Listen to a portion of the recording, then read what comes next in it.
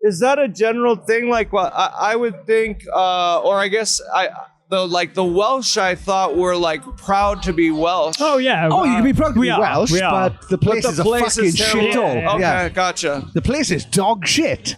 I would love it if by the end of this we can get you guys to say Wales is a fucking shithole. Oh no.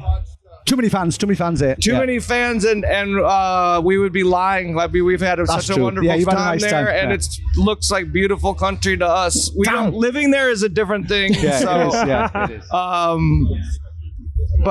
But yeah, I'm glad that you're a proud person, though.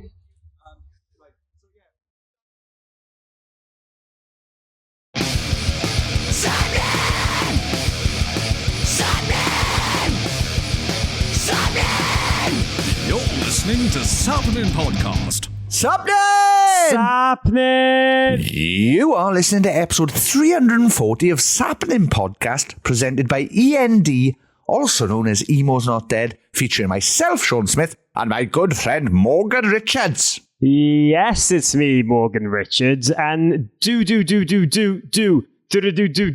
you know life's not out to get you? Fucking no. All this hyper that I was just a stupid kid this weekend, but the afterthoughts show it was actually your time to shine. Yes, this week, last week, in fact, he's thrown me with his fucking awful lyric puns. Last week, we were lucky enough to be invited to Slam Dunk Festival in the UK for a absolutely wonderful 2 days. We went to Hatfield at Slam Dunk South, and then we went to Temple Newsome, which is Slam Dunk North in Leeds, and we hung out with some of your favourite bands and some of our favourite bands. It's the most wonderful time of the year. Festival season is back, baby, and we are very, very excited. The wonderful emo versus pop punk nostalgic team at Slam Dunk Festival always invite us to start our summer by getting up to a whole variety of podcast mischief in Hatfield and Leeds to kickstart summer sunshine chaos. But this past weekend, I think it's safe to say things got more unhinged than normal. Not only did we record this Slam Dunk conversation megamix you're about to listen to, but other podcasts for later dates, bunch of silly shenanigans for our social media, and getting spotted side stage for a few artists, including throwing it back all the way to 2008 when our own Sean Smith did a guest scream. Yes, so basically in 2008, my band, The Blackout, was lucky enough to tour the UK and Europe on Taste of Chaos tour with The Used, Gallows, Aiden, and Rise Against. What an absolutely brilliant tour, and The Blackout. And I was lucky enough to get to scream along to one of my favourite songs, A Box Full of Sharp Objects by The Used, back then in 2008. And then I was lucky enough to repeat that this Sunday at Slam Dunk North with The Used again. So yeah, go check out our socials and stuff for videos and photos and clips and stuff. They will be up this week, I guess. And yeah, I was over the moon. I had a fantastic time on stage with The Used, and all the feedback has been pretty positive, which is nice. Yeah, thank you. The whole band just gave both you and me giant hugs afterwards. Yes. And there's footage that we can see where Bert is like, takes a step back and is bouncing up and down while you're screaming, and is like bewildered with joy that it's like, oh my God, he's that good. So, you've impressed your own idols.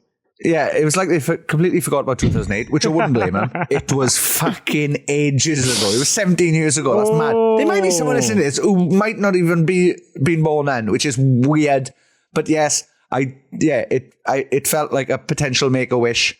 And they made my wish come true. So it was fantastic. I enjoyed it very much. And I even received a text a day later of one Robbie from The Used. So thank you very much again to The Used. I love them. They played a massive, massive part in inspiring me to want to be in a band. So yeah, the fact I got to do a song with them again was amazing. And yes, We had a fucking fantastic chat with them at Slam Dunk, as you will hear later on. I send all my love to those boys. Absolutely wonderful band and humans. Yes, we were very lucky enough to have the opportunity to talk with all sorts of artists over the weekend, ending up with not 1, not 2, but 8 guests for this episode. 8. That's too many, but you're going to listen to it anyway. Yes, please stick with it. Includes people involved with some of our favourite performances across the weekend, headliners of 3 different stages, and upcoming starlights, and even ticking off some long-term bucket list guests. We have a day to remember. Woo! Jeremy and Neil are going to talk about hamster balls and industry battles, the gothic icons of Alkaline Trio, all 3 of them, Matt Skiba, Dan, and Atom, are going to be with us and have the biggest giggles about UFOs. We get a surprise chat with Frank Zimo, formerly of Sum 41, talking about life after the band and now being behind the kit for Electric Callboy.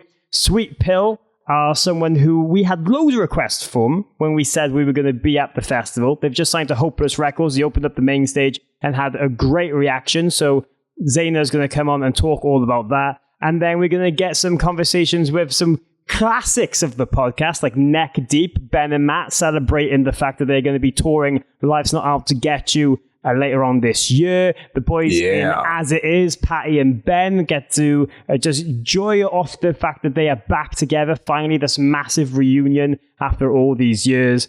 Steph and Paul of Greywind literally will be the 2 most positive people you will ever hear in the history of Earth, sharing their Irish emo shenanigans. And as Sean mentioned, we get to talk to Bert and Jeffa from The Used about their 25th anniversary and just some very, very lovely giggles in between.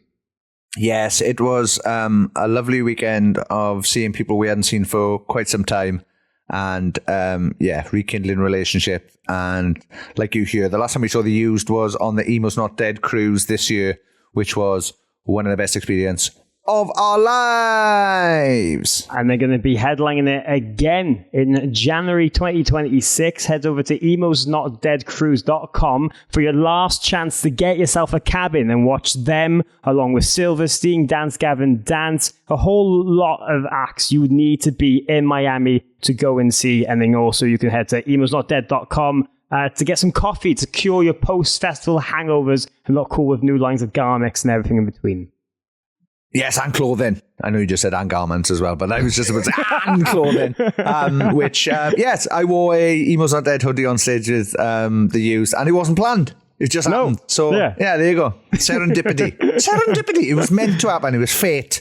We had an insane few days. There's a mental image I want everyone to know before we get into everything of me sat on a very low beanie bag looking up at Matt Skiba like the god he is during that conversation. And I need to say a massive thank you to Telefunken for supplying us with new festival microphones. Every conversation you're about to hear is powered by their custom color designs they made just for us to use. I've got a new pink mic, obviously. Sean's got a new red one. And we had a purple one made neutral for guests as well. So if you are looking to upgrade your microphone collection, or you're on a stage, or you just want to get your own project together, check out at Telefunken_mics on Instagram, and there's all the links to their website and everything there. We will be posting photos of them and loads of different footage and behind the scene clips and so many other shenanigans we got up to this weekend at Sappenin Pod on Instagram, so make sure to go and give us a follow. And we need to say a special thank you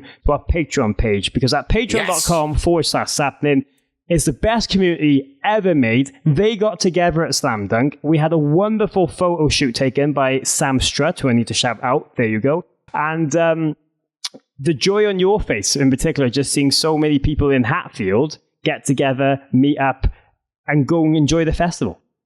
Because I don't see the people all together posting, I don't know how many people there are. So the fact that when we turn up to fucking Hatfield, I'm swearing, that's how excited I am by it. When we turned up to Hatfield and I saw I don't know, there was like 35, 40 people. There could be more now. I'm crap with numbers. I had a G, I had a C. I didn't even know letters either. Crap with letters and numbers. Anyway, give up on that. But yeah, it was one absolutely amazing and wonderful to see so many of the Patreons at Slam Dunk. Yeah, it was amazing. And yeah, that story will go up on our socials this week as well. So yeah, check out patreon.com/Sappenin to get involved in that, and thank you as always to everybody who's part of our Patreon. Anyway, let's get on with this absolutely corker of a fun podcast. We had a right fucking laugh. Some of these conversations you will never expect. As Morgan said, us and Alkaline Trio talking about UFOs. Finally, it's fucking happened. It's finally happened. But yes, check us out on episode 340 on Sappenin Podcast. Sappenin! Sappenin! Goths and aliens, like goths and aliens together at last.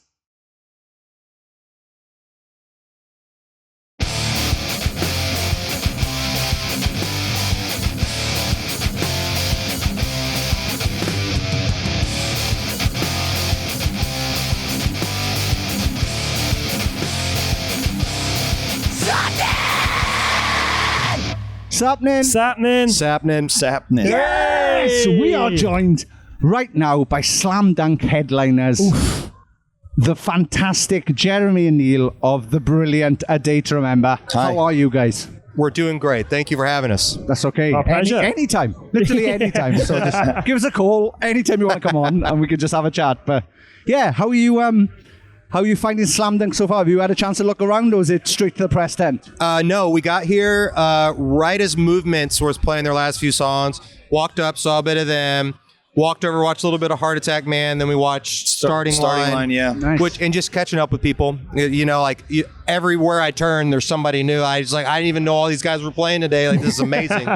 Feels like a family reunion or something. The lineup is like our playlist on Spotify. Truly. So we're just like stoked to walk around and see all these people and get to say hi and see old friends. And it's been sick already. Nice. It's got to be funny when you take a second like that and think like, shit, we've been doing this for so long that we've made all these friends of all these bands at this point. I know. We were actually talking about that before we came here. It's like, man, they're either a brand new band or we've known them for 15 years and there's no in between, you know? It's crazy. Yeah. Well, obviously you guys are headlining this tonight. Yeah. And Obviously. yeah. Saying. Just the emphasis on obviously. Fucking right they are. Yeah. But like, I feel like it's been such a natural growth in the history of A Day to Remember, Yeah, right? yeah. And you've played the club shows, you've played arenas, you played everything else in between. When you see your name on the poster and you think like, oh shit, we're above all these legacy bands I grew up listening to, does it still hit a little bit like, wow, that's crazy? Or do you think like Absolutely. there's bits of you that are still like, okay, we've paid our dues, we kind of see why? I mean, we paid dues, but we grew up loving these artists, so it does. It hits every time like that for us. I know it does for Neil as well. I'm a fan, you know, and I will always be a fan. So getting to see these bands, but then also like, you know, you're able to make a little bit of money. You normally I'd be paying to come to these shows. Yeah. So it's like you get to go up and it's like, you know, they want you to be here. It's pretty fucking cool. So Yeah. Yeah. Just realised a good paid guest list would be like paying people to come on your guest list. That'd be fantastic. pay me to come to your shows because I've been paying long enough. Yeah, no, it's insane. And like, yeah, when you think as well, you guys have been through so much with the industry, right? Like, it's no secret you've had like troubles with labels and there's been all thing about albums being shelved and all this kind of stuff. But now you've kind of taken control back with that, I feel like, with the latest record and putting it out like on your own terms. Very surprising. And then having it like the physical release before it was on streaming. How was it being behind the scenes these last few years, kind of like navigating different ways to do it? Because I'm sure like the usual way isn't as trustworthy as maybe it would have been before for you guys just because of the experiences, right? Like you're thinking of different ways and being more careful with it. I feel like it was more so just like, we've been a band a long time at this point, and it's like, how many bands do you love that you just don't follow every single thing they do every time? You know what I mean? There's tons of bands that I've loved my whole life that I just don't know what's happening at all times. How can we get those fans' attention as well as the people that are following us every day? Because like there's a whole group of people that have known us for a long time, and the idea was, how do we get their attention? And this was the answer to that for us. And what feels exciting this deep in, you know? Like, what is surprising? What is fun? Like, that's really what it's all about. It's like, what can we do that just makes this feel as cool as it did the first record we dropped and the second record we dropped? You know, it's like how do you find that? And then our manager kind of brought the idea up and we're like, that sounds fucking sick. We're like, yes, like that'd be awesome, you know? And thankfully, it worked out like we hoped it would, you know? Like, people went out and listened to it and grabbed the album and got to see the artwork in their hands and listen to it from front to back and really kind of like viewed it as this new project that had its own life. And that's all you could ever hope for, you know, as a band putting out a record 8. Yeah. And it was also cool because like the only people who had it were the people who went out and participated in that. So the majority of what you would hear back on this was just this super positive thing for everybody that like was nostalgic. People were telling us stories about how they had to go to their parents' house and dig out their old CD player and like they got emotional because like they hadn't done that since they were, you know, on the bus in school. And it's just like, man, this is like, it became something that we could have never anticipated in the best way. Yeah. I was going to say, like, I'd love to know the average time between the person who bought that last, like your CD, when the last time they bought a physical album would have been. Like, what? Some people were like looking at the pictures that they posted of their CD player. It's been a long time. There was some that were like Barbie CD players and shit. Like Hello Kitty stuff. Yeah, it's like SpongeBob all stuff. kinds of shit. A lot of people were like, this is the first time I've ever done this. Yeah. What? Because like the younger people don't get that experience anymore. And that's not something we anticipated. No. Anybody who was younger was like, whoa, this is awesome. Like, this is what everybody always talks about, but I never got to do. Yeah. And this feels great. Oh, it was really cool, man. Yeah. Makes me feel so old. Yeah. Just somebody holding a CD going, I don't know what this does. How do I get the music off it? Just looking at it. Is it a mirror? How do we What's play going this? on? But, yeah, crazy. One of the things I've always enjoyed about your live show is that it's a mixture of everything, right? You get the sing-alongs, you get the mosh pits, you get the crazy things in between, but you also get the giant hamster ball. Well, sometimes. How was that to navigate? Well, you know, it took a little bit of practice there in front of a lot of people. But, you know, after a little while, I got the hang of it and I was pretty proud of it. Like the Reading and Leeds one where I transitioned over the middle barricade. No one talks about that, but like didn't fall the whole time. That's some athletic type shit. You know what I'm saying? No, I mean, not to toot my own horn here, but you can look up other people that do the ball and they look like they're in a washing machine. And so did I at the beginning. So it was something we slowly figured out over time. We unfortunately had to stop doing it though after a while because everybody just got so used to it. They were anticipating it. They knew where it was in the set. And what I found was the phones would go up. Everybody in the room, the phone would go up and then I'd take a few steps out and the ball would just sink. Yeah. It'd sink about halfway and it's hard, man. Like it's like you're climbing up a mountain, getting that thing back out of that. They lift you up, take a few more steps and it would just sink again. So I was like, all right, this is probably done, unfortunately. So if you're looking forward to that today, I'm sorry. It's fine. I've seen it enough times, it's fine. But it's just the idea, every time you used to do it, I was like, you must be enjoying that, but also hating it at the same time. I loved it. When I got the hang of it, like it was like I didn't fall that entire time. Do you guys see that? Did you see it tonight? I did a front flip while I was popped up and landed on my feet. I got so into it. I was so pumped. I'm the king of Zorbin. I would get on stage and it would look like I just made like some crazy dunk or hit a home run or something. Like Fire, crazy. I've started asking bands this, so I'd like your answer. Weirdest place that they to remember have ever played a show? Billings, Montana. It was a restaurant, and nice. But that one was it was called like the Rail Yard or something like that. Ooh. And there was a train track behind us, and I think when they booked us, they just, I don't know, they didn't promote the show, so it was just people eating at the restaurant. They were watching us, and we're like playing breakdowns and shit. He's not kidding. I'm not exaggerating. There was like a dance floor that could maybe hold like 40, 50 people. And the rest of the room was seated people just eating like high top dinner. tables and shit. And they were just all looking off to the side like, what the fuck is this? And we're like what the fuck's up? I called my parents. I was like, I don't know if I can do this anymore. I'm serious. I had like a really hard moment that night. I was like, I don't know about this, man. It was rough. I got drunk that night. I would have said Oh, playing that kid's apartment. Oh, that was really fun. We played a guy's apartment randomly. it was. Set up merch on his bunk bed. The venue was called. I'm not kidding. The venue was called like Mike's apartment. And it was Mike's And so we show up and we're like, this can't be it. Like, this is an apartment complex. We're like, this is not like what? And he's like, what's up? I'm Mike. And we're like, oh, it's your apartment. He's like, yeah. And I'm like, It was in the Dakotas, I think. I don't know. Or close to it. Like, I think it was like northern Iowa, right on the south. I think it was South North Dakota. Yeah, South Dakota, Yeah. Iowa border. And it was like, remember we went to his mom's He house took for us to his spaghetti? mom's house and they fed us spaghetti. And Yeah. we ate spaghetti at his mom's house, and we did some laundry, and then we went back to Mike's apartment. And Honestly, it was a fire show. I was It going to say, was. that sounds not bad in the it end. was wild.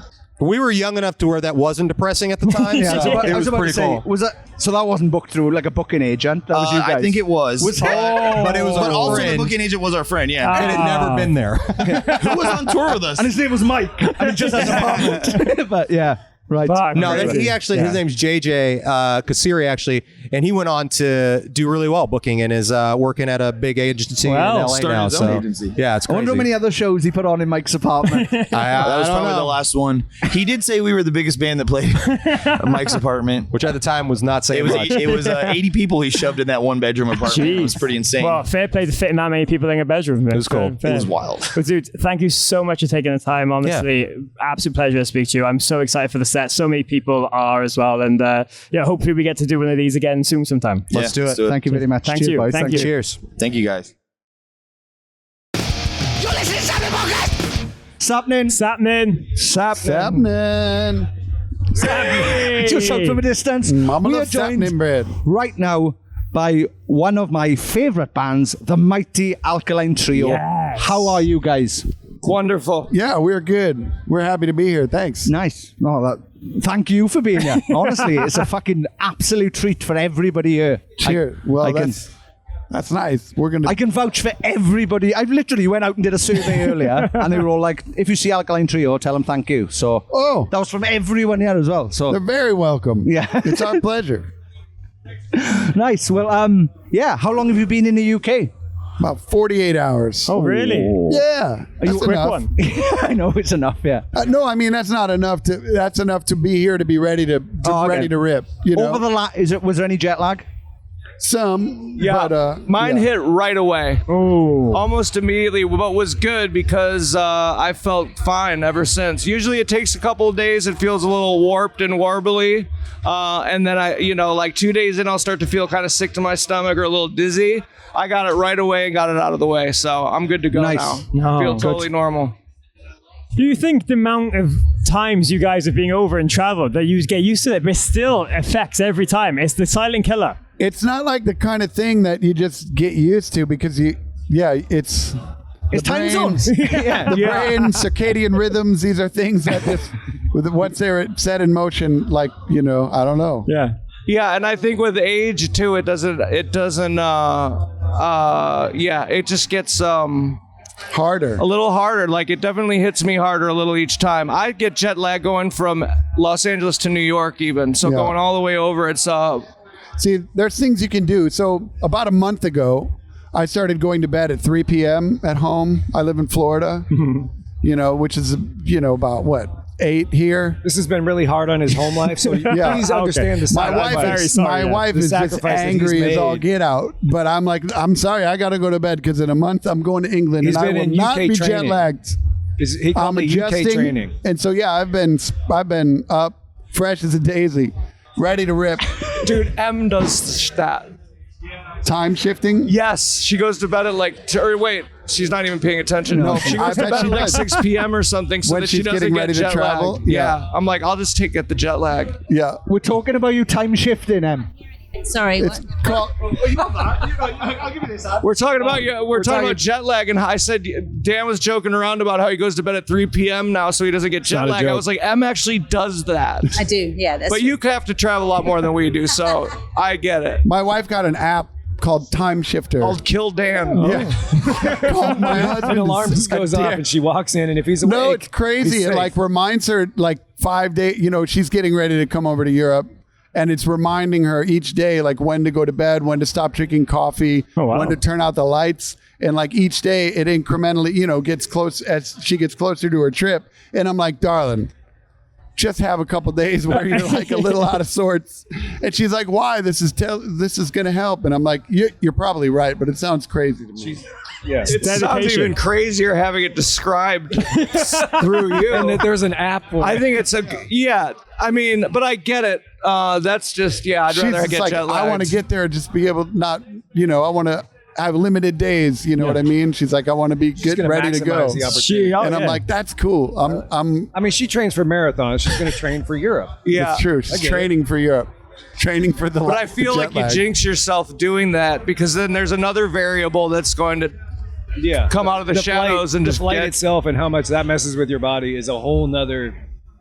She's going to do great. She's Thing gonna be about fine. time, it's like undefeated in every way. One You to can't nothing. fucking beat You can't. time. No, you can't. And I love the dedication everyone has taken for this. Truly, I really do. Yeah, I it really was all love- for you guys. Yeah, well, thank So- for me personally as well. I Yeah. it's my Well, pleasure. I mean, Yeah. we were like, all right, who do we want to impress?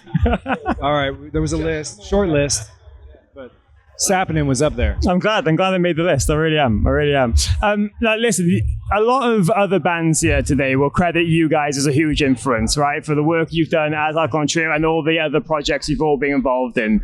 But one question we tend to ask people, and I'd love your individual answers on this, is the strangest place you've ever played a gig. Because people have told us about the back of pickup trucks, in zoos, house parties. All of you must have like the randomest place you've played somewhere before. Yeah. I played in a laundromat in Ohio. Wow. 100% laundromat. Oh. Sudsy Malone's? No, maybe. No. There's this laundromat that has shows. I mean, It's in Cincinnati, right? Cincinnati. In Ohio? Sudsy's. No, that wasn't it. Grandma got ran over by a reindeer? No. I don't know if Sudsy's did shows. I think they did. They It was a did do bar. shows. They had shows, I mean, in the laundromat. 90s, before you were born. Yeah, Yeah. exactly. Just saying. I mean, I guess- Remember we played in that slaughterhouse in Wiesbaden? Yes. Slaughterhouse. In Germany. Of course he was in Yeah. Oh, yeah. Slaughterhouse. Slaughterhouse Schlockhoff. and we played with Tim Kinsella's band Owls. That's right. Yep. Yeah, we played at a slaughterhouse in Germany, and I remember it was a great show. Everyone was psyched, but it was the strangest place. It was in the basement of a slaughterhouse. There were hooks on the ceiling Yep. and like ironwork from, probably pre-World War One. It was dank and dark and very strange. Yep. But very interesting. Good gig. Great gig. It was great. It was that punk the rock. First or second time, first tour we ever came over here, right? I think so. I think we've only played Wiesbaden once. Yeah. We slaughtered it.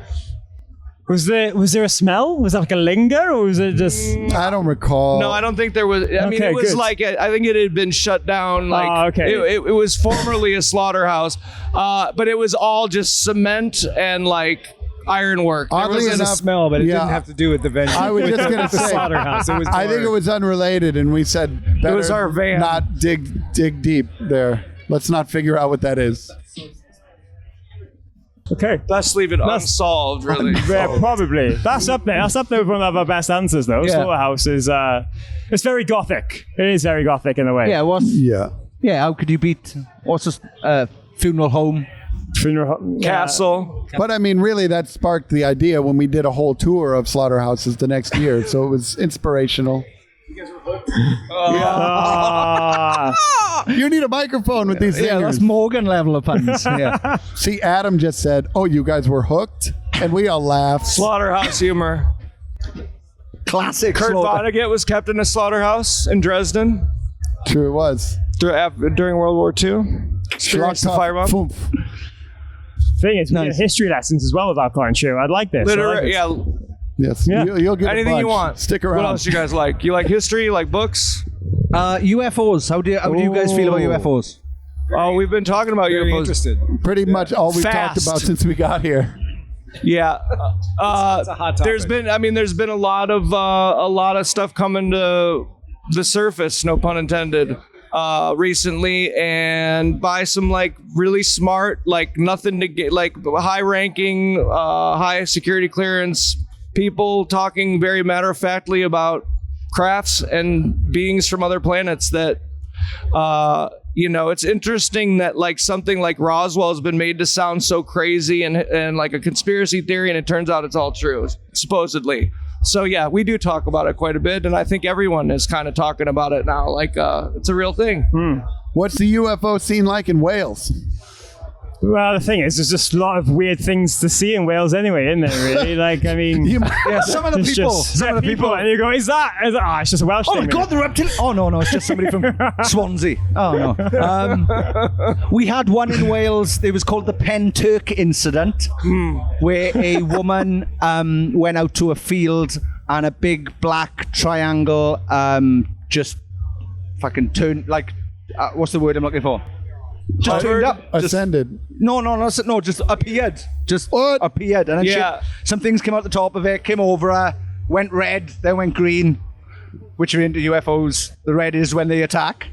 And then they have the same. The military were there for like 3 days circling the place after it left. Yeah, the UK, I mean, all around, like anywhere that's surrounded by water for whatever reason, there's some amazing photos from England that surfaced. It was some documentary I saw in like the last year, and the photos of this thing, it's a triangle that just appeared, and maybe it was in Wales actually. Maybe it's the same incident. No, it's like maybe. during the day there's photographs. I don't think they got any photos of this incident. Okay. Is she implying though that the aliens would have the same emotional attachment to color that we would? Or even see on the same spectrum. No. She's Like not saying red, that. it's going to attack. And From what I know about UFOs. Oh, when they go red, they're about to attack? They're Okay, now they're in this- a mood. If you see red, They're in the mood. like a bull, they're in a mood. It's like Inside Out. Do you know what you call an alien with no eyes? Here we go. Alan. Alan. I was trying to spell in my head really quickly. I'm terrible at it. So, yeah. Good. Well, there we are. Thank you very That's much. good. Guys, before you go, what else? What's next for Alkaline Trio? You've just announced that. Oh, yeah, tour plugging with- his stuff, Yeah, yeah. it might be worth We're it. going to sit here and listen to Adam tell jokes for about 45 minutes. Sounds good. And then we got to There's play some a news show. about the set tonight. It's going to be a little... No. Yeah, we're big news. We're going on tour with Blink. Yeah, we got a really fun we got all tour. kinds of fun Yeah, stuff. we're coming trying out. to make some new songs. We're trying to, we hadn't actually been to the studio with our new drummer, Adam. That's me. We did a lot of touring on our new record, but so we got to get some new material with Adam cooking, and we plan on doing that. Yeah, and we're doing a little over a month of touring with Blink-182 in the United States. If you want it over here, we're going to go to, Oh, yes, Wales please. only. Oh, yeah, just Wales. Yeah, it's one massive outdoor show in Wales. Play that fucking field in Penturk. Yeah. Tom would be up for it. Sure, yeah. Let's go see the triangle. He's probably been there. He's probably there right now. Let's go see the triangle. Come on. Just so we see one. Please. Oh, Gotta be the best. Thank you very much, guys. Thank Cheers, you. guys. super Thank you. appreciate it. Thank you. Appreciate you. It was fun. Sappenin. What's happening? Sappenin. Yes. Sappenin. I said it wrong. Oh, but Sappenin. you've been on so many times I now. know, You should know like off your heart. 10 times. What a bastard. Is that a Utah word? That sounds like a Utah word. Sappenin. Sappenin. Yeah. It's just lazy. Or you It's guys just- do that on purpose. We share cultures. Yeah, wow. It's kind of weird talking to each other with a little bit of side eye. I'm trying not to kiss. We are going to fall in love if we carry on. Yeah. I You're don't know right. if you want Okay. that. I'm All up right. for it, but I don't know if you want it. Hold up. We'll find out. But yes, joining us right now are Bert and Jeffa of The Fantastic, The Used. How are you guys? We're great, man. Great. I got to Yeah. pee, but I feel really good. Minus being hungover. I feel great. Oh, Nice. One of us is sober and one is hungover. Can you guess which one it is? So, yeah, new song from the new album there. Yeah. Very good. It's called Sober. hungover, sober. Oh, sober hangover. Sick. Song title? Yep. You're welcome. We'll give you half. No, I don't want nothing. Just me knowing and us recording this, so we've got it recorded, so I can hear it back. Is enough. And you can sue us later for No, using no, it because never, ever. I'm not kidding. That's pretty good. I've taken, my bands over the years, I've taken enough from you guys, Aw, right? that's well, sweet. You it's can all have fair. that, and We'll then we're share. equal. Then we're equal. we'll But, share yeah. beanbags. We'll share whatever it takes. How was the London show? Yes. It looked amazing. Amazing. Hot, sweaty. we find that when we play Lies for the Liars, the true hardcore fans come out. So it's awesome. Everybody's singing every word. We couldn't have been more stoked. It's good to be back in a small little club too.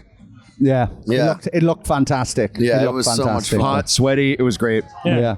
But that's the thing with these shows, right? Because you're playing a different album every night. It must really mix things up for you guys. So, like, maybe the first time in quite a while to feel like, oh, every set is completely fresh. You're not just like, oh, that's a tour set list. It's like revisiting different eras of the band. Exactly. It feels so cool to like play songs that we've really hardly ever played before, ever. I think Lies for the Liars, we play Burn the Worm and Pretty Handsome Awkward, and that's it. So, learning, some of those songs you never played live on that record. Learning a handful of songs, maybe a pocket full of songs, a box full of songs. Ooh. Yeah, it's been amazing. These anniversary shows have been such a gift. The fans come out, and really a lot of love, a lot of respect, and we couldn't be more happy. We love these first 3 records so much. So. Yeah. Snap, me too. And they're not mine. So well done. Congratulations. But yeah, when did we see you? Oh, we saw you on the cruise. Yes. On the boat. Oh, you guys were on the boat. Yeah, that was a fantastic experience. Dude, we had no idea what to expect. We were like, this is going to be terrible. Yeah, we didn't want to do it. Stuck on a boat with a bunch of fans. Yeah. Just being trapped scares the shit out of me. Not trapped like on a boat, just trapped because I have panic. Yeah. Okay. In situations, you know? But turns out being stuck on a boat with a bunch of fans was actually the best thing ever. I didn't leave my room. It was fucking great. I had fucking games set up, dude. I had a fucking bathtub. I was not fucking around. I It was went great. cruising, man. I gambled a bunch, met a bunch of really cool people. It was awesome. I didn't see a human. We're doing, I love the fucking yin and yang experience. we're doing it again next year. Yeah, We you are. I can't fucking wait. Yeah. I'm so excited, dude. Video games in the I'm bathroom. not leaving that bathtub, dude. I'm just sleeping that thing. Well, what was the setup? I got to ask now. What did you have? What gaming system? Yeah. Well, I'm a nerd, so I got it all. But on that, I bought a laptop recently, so I've been doing PC. Yeah, PC. I know. I've been doing PC stuff. Right, yeah. Just because you get the Xbox, you get the PlayStation, you can download most of those games you can get for PC. So it's kind of best of both worlds, you know. So pretty much that's all I have. I bring my little laptop, fucking nice screen, and you know. I thought you were bringing a full PC unit then. I was like, No. Well, I full wish, setup, but cooling I would fans, rather just bring a unit. PlayStation if I was going to do that. You know what I'm saying? Even though it's about the same fucking size. We're big Steam fans. Yeah, Got we- a lot we of run cool Steam. sales, and like you can buy 1,000 games and not ever play one of them. Dear Valve, hook us up. Yeah. What's up, Valve? Where you at? Well, we just had Matt Cutchell on the podcast, right? And Awesome. obviously he was telling us about how the boat is bigger next year. Yeah. And there's water slides and go-karts. because that's all Insane. we were missing this year. Go-kart. Yeah, right. I was like, what do we need in the middle of the ocean? Yeah, go-karts. Racing. Yeah, I'd like to be in a race, my It's friends. not going fast enough. Yeah, I'd like to be on a petrol motor zipping around this boat if I Yeah, could. good call. 100%. Yeah. Yeah, we're way excited. We had so much more fun than we thought. Yeah. The shows were awesome too. They're It was really fun. cool vibe. But when we were talking to Cutchell, I said to him, because you said at the very last show on the boat, you said, we'll see you next year. So I said to Cutchell, I was like, oh, were they already booked? And he was like, no. He pretty much booked himself on stage. And I was like, good move. Yeah, fair Very enough. good move. Yeah, after the show, I'm like, so what's up? What's up with next year? That's how you do it, though. Yeah.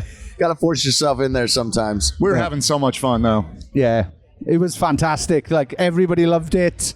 It was just amazing. Like, I've raved about this cruise enough on this podcast, but it was such a lovely like community. Everyone seemed cool. Everyone was into the bands. It was, even if people weren't into bands, like they'd go and watch the band and then be like, I like this now. Yeah, And it's exactly. Like, yeah, you should have liked this the whole time. Tons of super respectful fans too. Yeah. We're going out and meeting people. Like, there was nothing crazy. There was nothing overwhelming. It was like, all right, this is legit. Yeah. Yeah. It was a good time. It was a good time. Absolutely, yeah. Well, you guys have just announced that you've got a graphic novel coming out.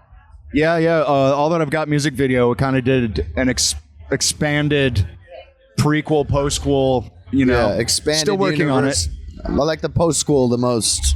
Yeah, it's pretty much just a teaser right now that's out, but it's still being worked on. So there's Emma has them if you'd like to see one. Like, yeah, the full full color, everything. Like, so it's pretty much how it's going to look, but just the first teaser bit. The art is incredible. The story's awesome. We do a full series, so if you like the used and you like comics, it's a good mix. Yeah, you're gonna love it. Even if you don't like that, it's a good mix. Even if you only like one of those things. Yeah, so stop being a dick. Just look at it. Jesus. Stop being a dick. Why you gotta be such an asshole? Check out the fucking comic. So I can say everything I just said. Novel and shit. No, but it's just gotta be cool to be like, oh shit, like we've done so much now that people are like, I want to do a book, I want to do something off of a idea they've had from your songs or like a video. Like, it must be cool to see like you are intimidating other art now. Yeah, Jeff is a huge fan of like the whole genre. I'm a nerd. It's been a really long time in the works, so we couldn't be more stoked. Yeah. Well, when you come back to like festivals like this, I'm sure it brings back a lot of memories of like doing these circuits for the first time, right? And then just having to like be so busy going from state to state or different countries, seeing the different audiences. Does it bring back anything in particular, especially when you see like other bands that you've shared the road with so many times, like still at it? Yeah, I mean, we've been doing these festivals for 25 years now, so it's a lot of different mixed feelings. I was pretty drunk for the first 12 years, 13 years of the whole and then experience. I took over. he held it down to me and said, here you go. He knighted me pretty much with vodka. He did it ear to ear. Sir Jeff, I pass this on to you. I pronounce you Sir Vodka Red Bull. I don't know if I'm happy he did that. I still haven't figured it out. No, but these festivals are insane. So many people come out. I mean, if you look at the crowd right now, watching a band at like noon and the crowd's going ape shit. So they're ready for it. It's so much fun. And the fact that we get to do full record plays is such a cool vibe. We're not playing the same set. It doesn't get overly repetitive. And I mean, these records mean a lot to so many people, especially me, that to be up here and just to play In Love and Death from front to back is so exciting and so beautiful. Yeah. Do you find that like there's been a few songs or maybe album tracks that when you've played these live for these shows that people that you're like, oh, that one gets a good reaction and we just haven't noticed that before? Oh yeah. Tons actually. It's fun because I mean, we did play the first two records obviously back in the day, but just we our last we played those back to back. But revisiting like Lies for Liars, like the Ripper is fucking so much fun to start with. Sick to open like, up with the Ripper. Actually, every song on Lies for Liars, we're getting really good reactions for, which is it's singing cool. along. Yeah. And even the really mellow ones, Hard to Say, Yesterday's Feelings. Yeah. These songs go over well. You see some people choking up in the crowd. Right, yeah. Makes me choke up. It's People on stage choking up in the band. Everybody's throwing up. I'd imagine you don't even have to sing. You could just go, and they'll do it. Yeah. Like, it'll be a choir. When my voice is a little burned out, just put the mic in the crowd. Actually, this happened. So I mean, the used sets are pretty much sing-alongs. That's kind of, that's always been like a thing with us, which is really fucking awesome. But recently, I was doing the screams on sound effects and over dramatics, and that's In Love and Death Night. And I got a little bit of spit. I choke on my own spit all the time, which is a skill. And so I had a bunch of spit that just hit me while I was doing the screamy bit, and I like fucking fully choked, and I missed like the downbeat, but my ears were kind of loose a little bit, and I heard the entire crowd fucking scream that part, and it was awesome to hear that. So are you choking on spit on purpose at that point every time? Now I choke all the time. What's he doing? Just off the mic going, Call an ambulance. Not yet. That's the Not for me that's the now. new sound. there's a lot of that on the new record. Dude, this is sick, man. I don't know what They they're really going for. reinvented the sound once again. Yeah. Choke core. Cool. There we go. Nice. That is Sick. original. Preemptively got a tattoo just for it. That's because I choke on spit all the time. You thought I was kidding. No, Throat tattoo says choke. Yes. You are committed to this. You are committed to the bit. I love it. Well, Jeffy, this is the first time we've spoken to you on the podcast, and I do have to mention that there's been a few other bands that we've talked to, bassists in particular, and they're like, they indicate you as a big inspiration of them getting into stuff. Is that something you've noticed more and more of as the years go on, or is it something you're like, whoa, don't blame me for the bass lines Don't put that evil on me, Ricky. Help! Somebody help! I've noticed a little bit, like every once in a while, like, you know, fans saying they started playing bass, or like they're really excited so about many playing fans bass. come up and they're like, you know, I only play bass because of you. Jeff is the sickest bass player on the planet. No, I'm a sloppy guy. He is. He plays bass all day long. I play bass a lot. I pride myself on being sloppy, though. That's part of my skills. Choking and sloppy. So, which is actually really awkward to say those words together. I think I've seen that film, Choky and Sloppy. Choky and sloppy, yeah. this is great. Jeff's a perv. This is great banter. This is great banter. This is it. So Partridge. Well, on that note, probably leave it there, to be honest. What else is going on? What else can we expect from the U's in the future now? Obviously, there's these tours celebrating the band's anniversary, the graphic novel. You're going back on the cruise next year. Tomorrow we're doing Slam Dunk Fest. We're playing the first record. We might have a very special guest vocalist come out. Really? Yeah, you never know. You never know. Please. Please. I don't even know who, so I'm getting excited now. Chance the rapper. As long as he's not got blonde hair and from South That'd be Wales, I think you'll be awful. fine. I wouldn't have Okay. Well, if you're there, you You're not going to want to miss it. It's going to be can do super bass. sick. No one will notice, so it'll be great. I just come up with chalk. It'll be fine. Yeah, you're good. He's good. Just been an inside joke between us. Yeah, Jeff is doing great up there right now. He came up and ruined that in the middle of that song, I noticed. He did an outfit change, but No, that's the way we wanted it to sound. Well, I can't wait. We'll see you tomorrow. Other than that, we're doing anniversary shows for the rest of the year. Second leg in the U.S. We're doing a cool Canadian run with Papa Roach. We're doing like a full month in Australia. I think we're doing 24 shows in Australia. What? Yeah, it's a lot. Yeah, it's gonna be amazing. We have a big year. Yeah, that's Fair play nuts. to you guys. Well, dude, it's always a pleasure to speak. Thank you so much for the time. Always a pleasure. And I'll see you in the pit We later love on. you guys. Yes. Just thank you. Thanks, guys. Sappenin. Sappenin. Sappenin! Hey! Yes! We're joined now by Zaina of Sweet Pill. Hello. How are you doing? That was the most enthusiastic Sappenin so far. So thank you very much. That was my goal. Yeah, nice. Thank you. But yeah, how are you? I'm doing great. I just had some food. Nice. Fried chicken sandwich. Ooh. I'm pretty happy. Nice. Nice. Lovely. How was yesterday for you? Yesterday was, I couldn't believe it happened until after it happened. That's how it is. But it was Yeah. really cool. So many cool bands that we're playing with as well. I had to remind myself that I was in England. Yeah. And I'm at Slam Dunk because I've only ever heard about it growing up, and Wow. now my band's on it. So Have you been over before? yeah, we came last July. Oh, nice. We toured for a month in only the UK. Oh, wow. Which is wild. Yeah. How? Yeah. How did we do it? I don't know. We got like 3 festival offers. We did 2000 nice. Trees, Outbreak, and wow, don't know the last one. Yeah. We did it, but it was spread out over a month, so we just filled in our time. Oh, wow, And, okay. Yeah, but I love it here. I'm biased. I think England rocks. What do you think of the food? Okay, see, everyone gives it a bad rap, Yeah. but I'm gonna tell you, it is so fresh and good. I like your Burger King. You can tell that the burger was made right then and there and has not been sitting under a heat lamp for hours. Nice. Unlike America. But Nice. There's not a lot to say when our Burger Kings are the best thing about our food, really, is it? Well, but basically, we've taken an American concept, Burger King, I made it better. and we've somehow jazzed it up slightly better. Yeah. I will say Toby Carvery, I love you in a America. say Sunday Toby. roast. It's great. What's your go-to choices of meats on the carvery, or do you have it all? Oh, I got it all. The Yorkshire pudding too, and so important. We were very surprised that it was a piece of bread, Yeah. and not like It's basically pancake Pudding. mix. It's Pancake mix? It's exact Is that same what that mix. is? Yeah. wow. It could have fooled me. Yeah. Because pudding to us is like a sweet dessert, Of course. Yeah. mousse Yeah. concoction. Yeah. So we were like, why would you want that with your meat? And now we're like, oh, And why is it? We get it. Why is it place specific as well? I know. Yorkshire pudding. yeah. What's so special about this Yeah. place, huh? We've got a Welsh pudding. I know.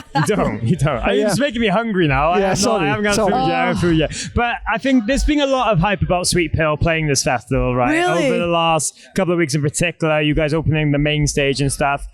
how has it been kind of seeing the reaction in real time? Because that kind of slot, you never know if people are going to get in on time, but people were there singing along. It's like made sure they filled itself out for you.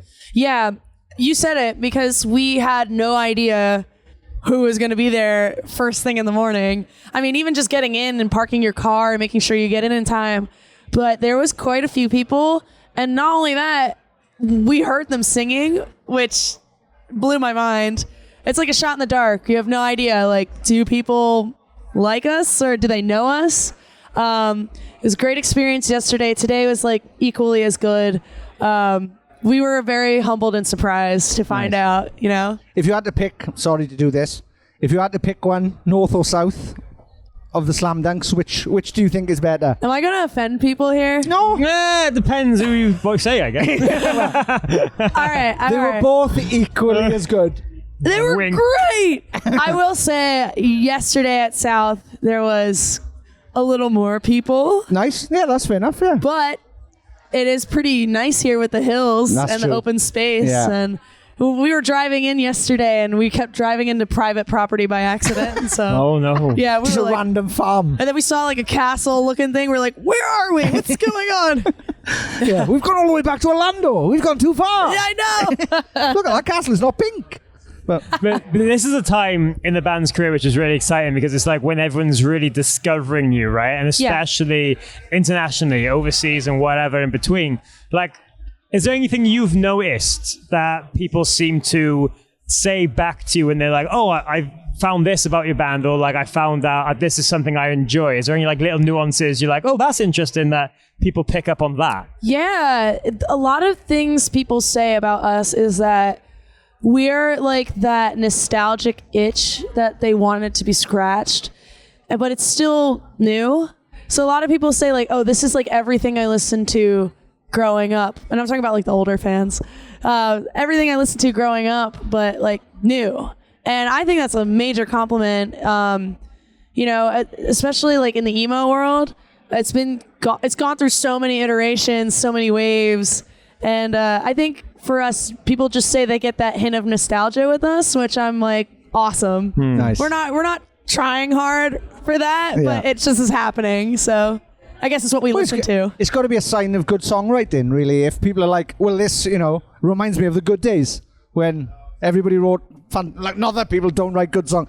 I'm just gonna stop talking. No. That's like that was a really sweet compliment. Yeah. Thank you. No, but that's what it is. So yeah. Nice. For you personally, is there any influences that like always come to mind when you are writing? Is there any like? Yeah, I love Circa Survive. Nice. Like a lot. And I love Paramore. Yeah. But people usually, first thing is they'll compare us to Paramore. But if you really listen, I'm like ripping off Anthony Green so hard. I very much love Circa Survive so much. Love Paramore. I love No Doubt. Our drummer loves like Fall of Troy, and like we love post-hardcore. Our guitarist loves Algernon Cadwallader, and our guitarist loves like Death Cab for Cutie. So it's just nice. like a whole mix of all that stuff put together in a pot. But for me personally, I love Anthony Green's singing style. Yes. I'm always copying it. Yeah. Have you met him yet? Here and there. I mean, we're both from Philly. I have not properly introduced myself yet, but he knows of us, and I definitely know of him. Nice. Well, yeah, you should do it. He's a lovely chap. He is. He's so Yeah. approachable and. Oh man, I've seen Circa Survive like a million times, and so I still get nervous because I'm like a fangirl. I'm like, I like your band a lot. So we've been in the vicinity, but I just didn't muster the strength to say hey. Yeah. Soon. Well, next time, yeah. Yeah, for Next sure. time. For sure. Obviously, you guys have just started working with Hopeless Records as well. What's that relationship like? Because they are very famous as their recent era, I would say, is kind of like picking up bands that are on from the ground level and are giving them a bigger platform. How is it being for you kind of seeing the growth of the band? I will say Hopeless is fantastic. We had a bunch of record labels reach out to us. and Hopeless was relentless about having us. Should change your name, really. Relentless from hopeless to relentless. But they because of that, they really, really like made sure that we had everything we wanted. We were happy. They actually care. So after like it took almost a year to figure out what to do. We felt very comfortable going with them. They proved it to us. We're not just like a number to them. They actually like really are fans of the bands. Even the people at Hopeless like still like going to shows. Strange, So- innit? You'd think after like 25 years, you'd be like, I'm gonna miss this one. I'll leave this one up. Literally, They love it. when I'm home, I don't go to shows anymore. Sorry, I love I get music, it. Yeah. but gosh, do I love doing nothing. But no, they're really cool. They do give bands they believe in chances, like you said, and they kind of don't give a crap. They like what they like and they'll sign it. And Nice. cool, Yes. cool with me. Yeah. It's a good ethos to have. Very Yeah. good ethos to have. Yeah. Before we let you go, because you've got a million things to do while you're over here. Yes. What else is kind of on the cards for Sweet Pill going forward? Like, what's the next thing we can expect? Is there more UK tours and plans? What's kind of the plan? I'm gonna spill the beans. We have a new album coming out next March. Nice. So new music will be dropping at the end of this year. We are gonna be doing a lot of touring. So we probably will be back in the UK in like a year. And then we're going to hit up even more places we haven't gone to. But yeah, we have our second album coming out in March. It was supposed to come out like this fall, but I pushed it. What was the reason for that? Was it just time? Oh man. Timing? I started therapy and started taking Okay. antidepressants. And then I was like, man, I need to chill. I get it. Also, we wrote a whole album and it was good. But we're like, it could be better. Yeah. So that's kind of why we really want to put out something we believe in. Yeah. Well, that's good to hear because some bands would just We gotta go. do it. Yeah. And be We like, gotta do yeah, it. we gotta fucking move. We'll just focus on the next one. We'll write better songs on the next. No, dude, write the better songs now. We know people will wait, and we know they'll appreciate it. So thanks for waiting. Nice. Yeah. Yeah. Awesome. Yeah. Well, amazing. Well, thank you so much for taking the time. It's been lovely meeting you. And Yeah. hopefully we can do this again in the future. Well, I reckon you'll be playing Slam Dunk next year, headlining a tent. That'd be crazy. See you That'd next be year crazy. at Slam Dunk, hopefully. Yeah, I'll see you at next Slam Dunk, right? Yes. Thank you guys. Sappenin. Sappenin. Yes. Joining us right now at Slam Dunk Festo is the mighty Patty and Ben from As It Is. How are you guys? Fantastic. Feeling great. How are you two? Tired? Yeah. I just explained I've just done 12 hours driving in 24 hours. And I realised on my way up, 3 hours into the drive, I was like, oh, I haven't eaten since yesterday's breakfast burger. So Right. I'm running on fumes, should Yeah. we say. Nice. I mean, that's the slam dunk experience, Of isn't course, it? yeah, of course. I'm glad I'm not covered in mud or shit. So that's Thus far. Yeah, that's true. Could all change. Do you know what? Yeah. Let's break kayfabe. This is the morning of the second day. So, yeah, that's why I'm clean so far. But later on, it'll be. But, yeah, how was yesterday for you guys? It was fantastic. It was real good. It was real good. The set was just like more than we could have ever imagined. The response was just insane. I was saying, it was a blessing in disguise that my in-ears broke yesterday because, like, the connection, the like in-ear and the cable is fucked now. It won't like go back in. So there was a bit where it's disconnected, and the only thing keeping the in-ear in my ear was just physics. It was just lodged in there. So I took it out, and then from like second or third song in, and I was like, oh wow, this crowd is loud today. So that was nice. I had like the volume and the energy of the crowd Nice. there more than I would have had. That's what I found when I used to wear in-ears. I'd get about 50% of the way through a gig and be like, I rip 'em need out. to hear the crowd more. Yeah. Like I need, like, 'cause don't get me wrong, you can put the ambient mics up and then you normally get in the first 5 people or whatever there. But yeah, to hear the whole crowd. Sometimes it can be really off-putting when you have one really loud off-key person right by the ambient mic, like this far away. You mean you? Me, yeah. Oh. Burn. Very good. Very quick. The Blackout played a gig. I in deserve that. The Blackout played a gig in Germany once, and we had our in-ears in, and we were just about to go on, and the front of house guy was playing Paramore before we went on, and all we could hear was, like you said, the one girl in the front row going, "Rock and roll, baby, don't you know?" And we were like, "What the? Is that any of us? It's not us. We're not us. That's somebody out there." That's great. That's great. We've got it recorded. Yeah. Like, we play it to each other now and again just to be like, "Remember this? Jesus stupid Christ. rock and roll, baby." Oh. You'll like this. You guys like an exclusive. This is something I don't think I've ever said in an interview. So something for I it. do with our I've killed a man. is with our tracks and with our click. Yeah. It's in the key of the song. So it goes do do do do do. So if I can't hear anybody else, Oh, wow. I can pitch off the click.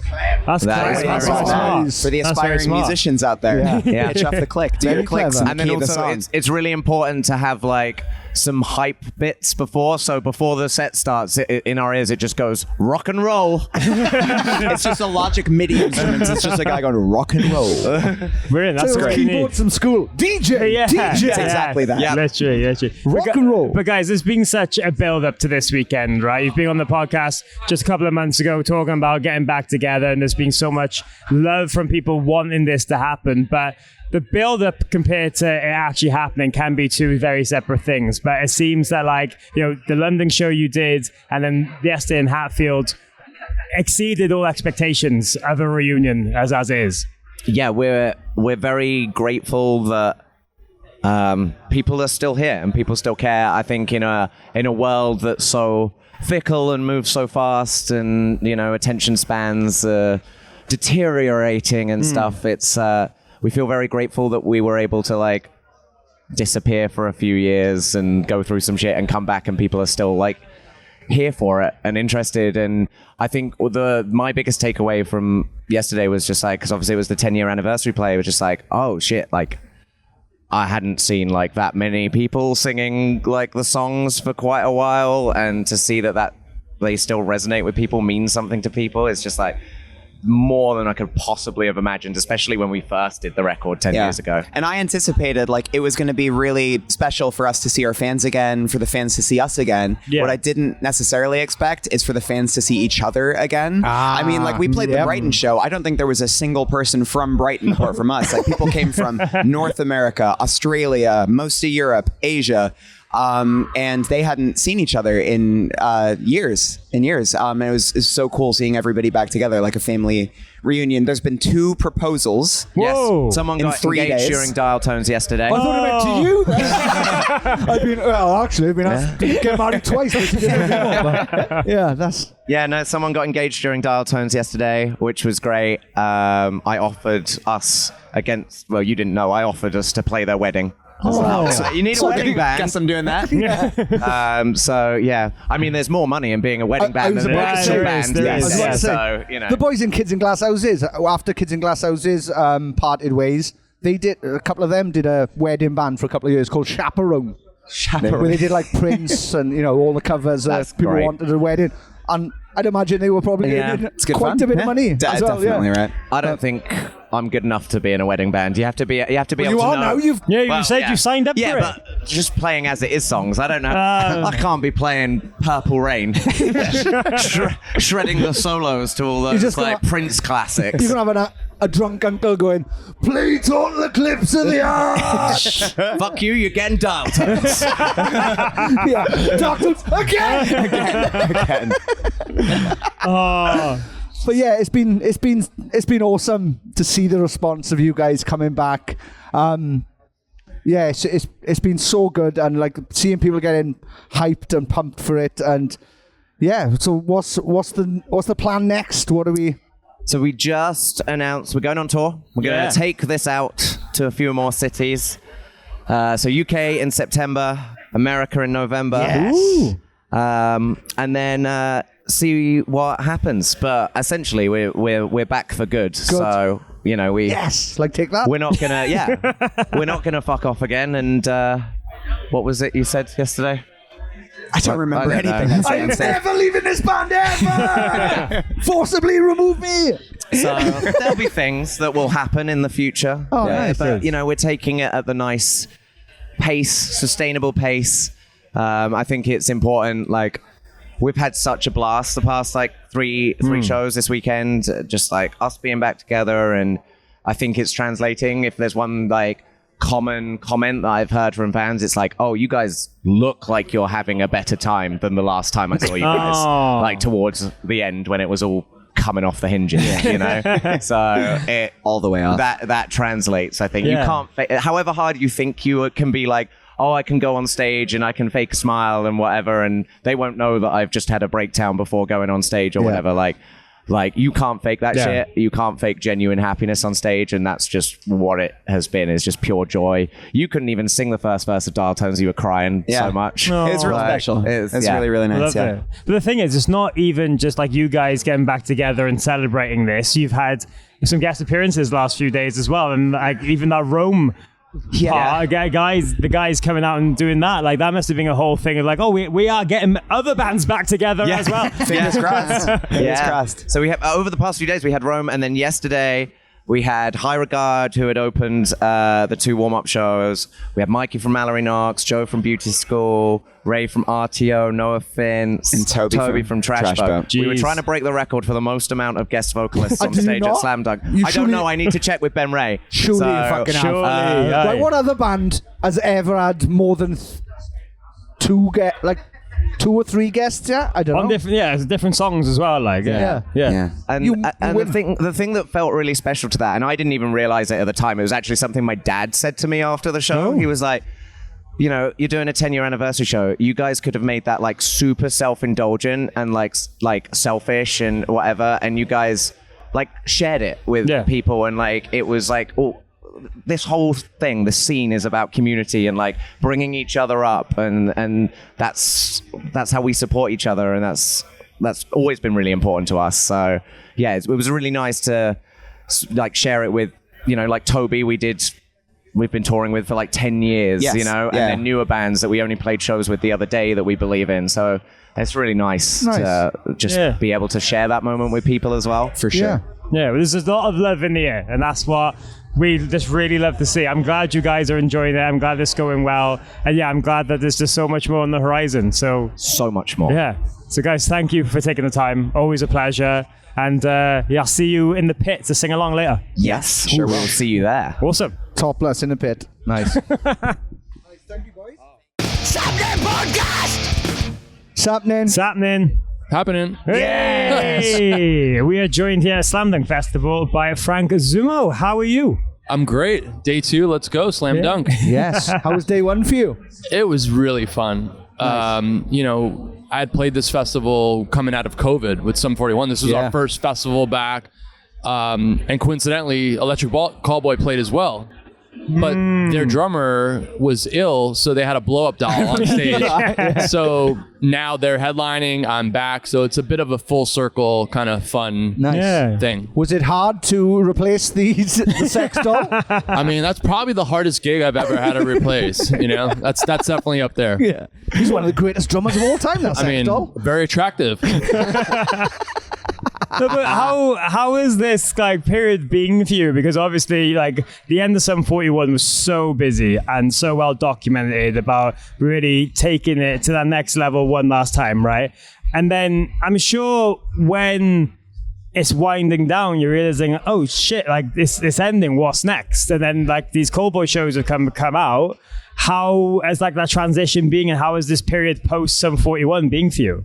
It's a great question, and it's been a process because, you know, we had 117 shows as a final tour over a year. And, you know, I just kept, the way I dealt with it was like, oh, we have the next tour to look forward to, the next tour. And then finally we get to the Juno Awards and it's like, that is it. Yeah. And I kind of was like, to be real, I was a little bit depressed and had anxiety, like, shit, this is over tomorrow. And then like, I don't have what's next yet.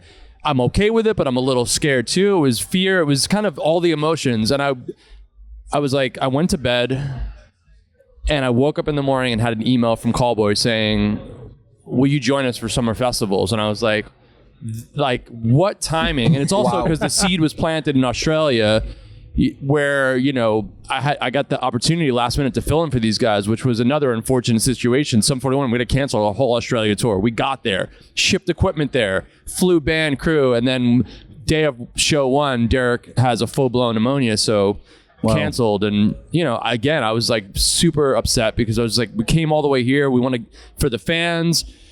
And then literally Callboy was like, are you still in the country? Can you fill in? And I did it with, 5 hours notice, which was crazy. Wow. But what I needed to, because it was a unfortunate situation, but like, it was so fun. I was like, man, I'd love to continue with this band.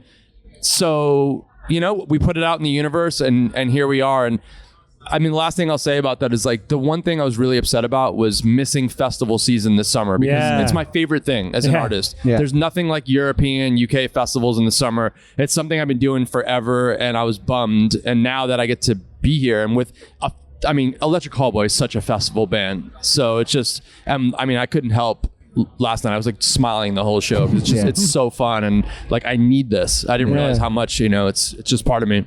How different is it for you as a drummer playing a Sum 41 set compared to Callboy? Because Sum 41, very pop punk, punk rock, and elements of metal at times, but Callboy's constantly a mixture of like electro, like metalcore, like it's very different types. The metal stuff is super similar. Like the breakdown and Rise Up, it's very similar to a lot of Callboy breakdowns. Except I traded in the punk beats now for techno beats, but it's the same intensity. It's the same energy, the same crowd reaction, a ton of production. So I don't feel foreign. I don't feel like all of a sudden I'm in a country band now and it's completely different. Of course, yeah. It's still at the core. It's the same kind of energy and same vibe, which, I remember last summer walking up stage and looking at Derek and being like, okay, our crowds were spoiled. People go fucking nuts the entire show. If I never had this again and I was in a band and people were just looking at me, I would be really upset. So it's so great, and it's cool. We're doing a remix of Still Waiting, which is really, and just to hear the whole festival singing it back last night, like I felt like I was at home. I got off stage, I texted the guys. I'm like, I miss you. We just did. I'm like, it's so weird being at festivals without you guys, but like, we just did a remix of Still Waiting. It went over fucking huge. Of course, I mean, like... We should get the band back together! Straight away! We'll have 3 weeks off, we get the band back together. But that's... Have you learned any German yet? 9. Yeah. I mean, my aunt and uncle have lived in Germany since I was a kid. So it's familiar. I know slang, curse words, the basics, but I'm going to probably get Duolingo and actually really... The good news is our tour manager is American. Yeah. And honestly, they speak amazing English because they learn it as babies, they learn it right away. So there's no language. And they're actually, when they're with me, they switch to English just so... You don't feel left out, yeah. Well, yeah. Or sometimes if they're talking really quick in German, then they'll say, well, what we were talking about, they'll explain it to me. But, because we have to play a lot of shows where they have to speak English, it's good for them too to, speak it with me a lot. Nice. Is there been talks of doing anything after these festivals? Like, how are you looking at your kind of drumming career post this?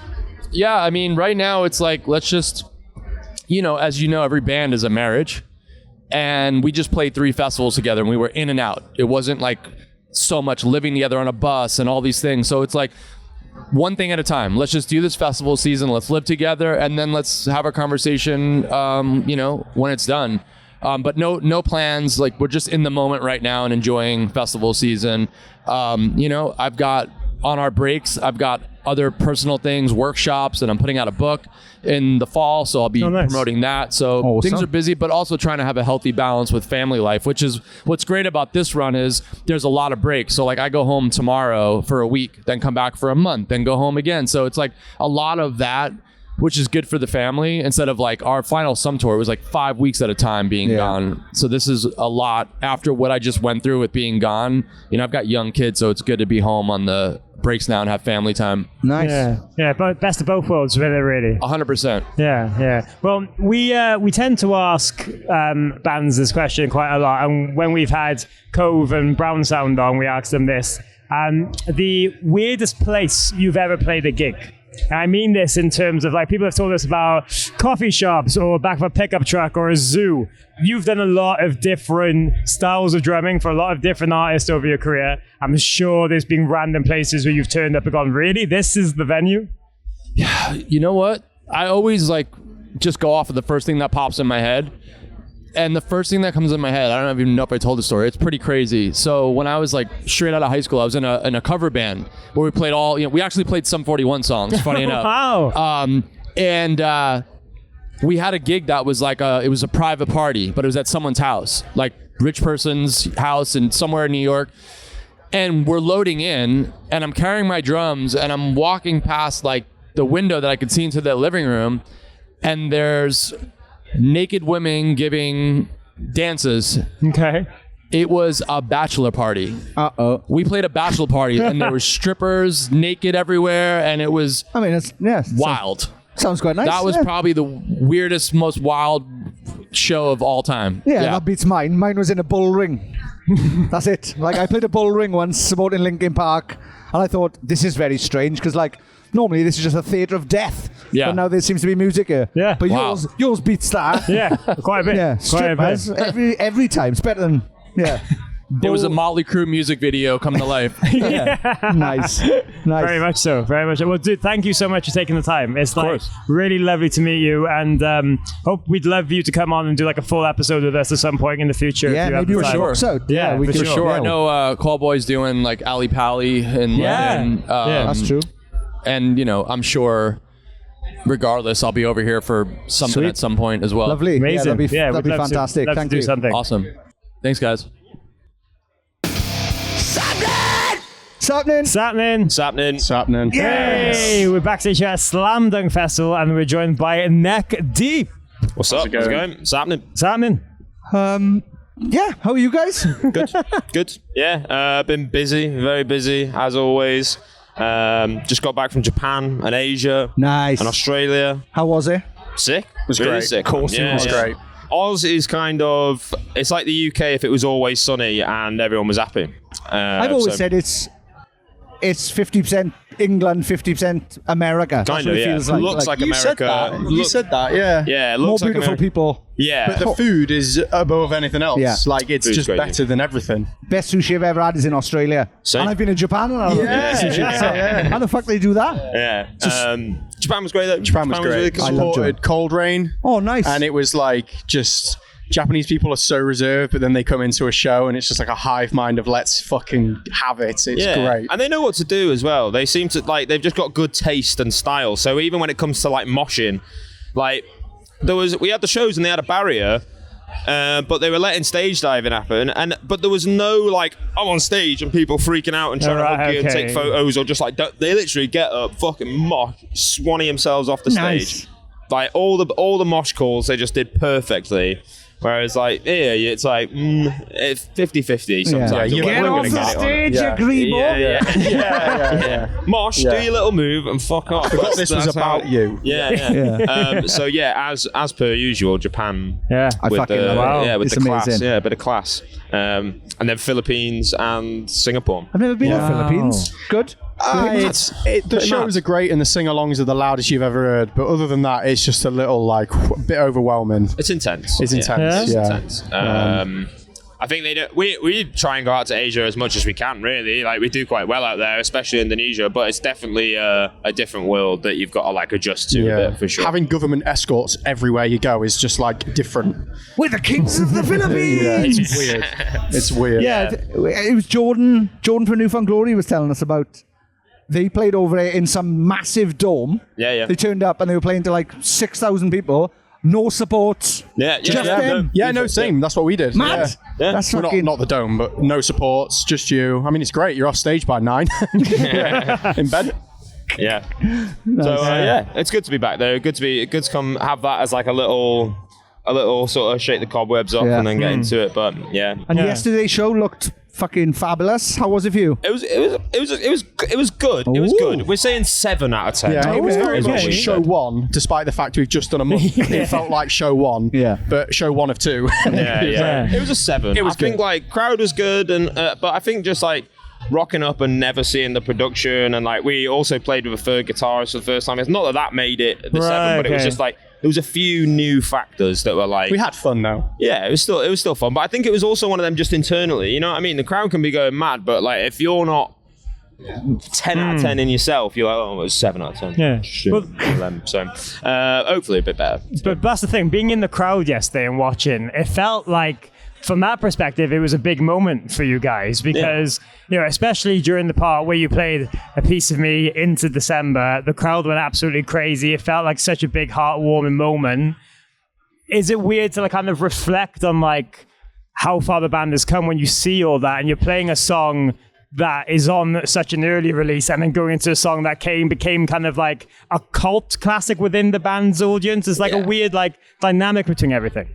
Honestly, we just use it as a bit of a cheap trick, really, at this point. We can kind of just pull it out, and we know it's going to be a massive sing-along. So, yeah, I know. Like, we're always looking forward. Like, I think, you know, we always want to be, you know, thinking of what's next and all this sort of stuff. So sometimes diving back into old stuff can be a little bit like, you know, here we go. We don't want to just like be full cash in on the nostalgia all the time.